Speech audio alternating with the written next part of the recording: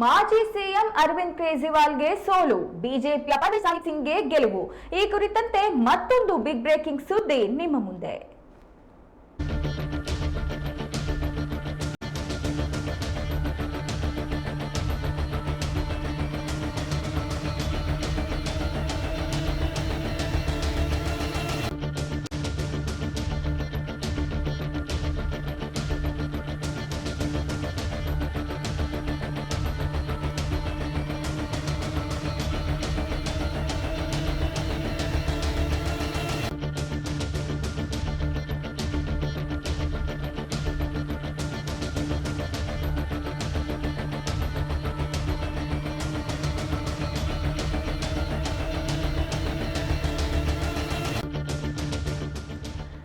ದೆಹಲಿಯ ಚುನಾವಣೆಯಲ್ಲಿ ಆಪ್ ಸಂಸ್ಥಾಪಕ ಅರವಿಂದ್ ಕೇಜ್ರಿವಾಲ್ಗೆ ಸೋಲಾಗಿದೆ.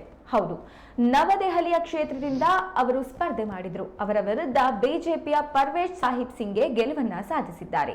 3789 ಮತಗಳ ಅಂತರದಿಂದ ಗೆಲುವನ್ನ ಪಡೆದುಕೊಂಡಿದ್ದಾರೆ.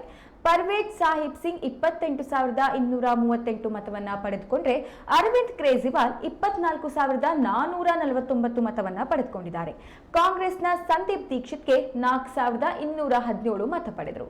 ಕೊನೆಯಲ್ಲಿ 3000ಕ್ಕೂ ಅಧಿಕ ಮತಗಳಿಂದ ಬಿಜೆಪಿ ಅಭ್ಯರ್ಥಿ ಗೆಲುವನ್ನ ಸಾಧಿಸಿದ್ದಾರೆ.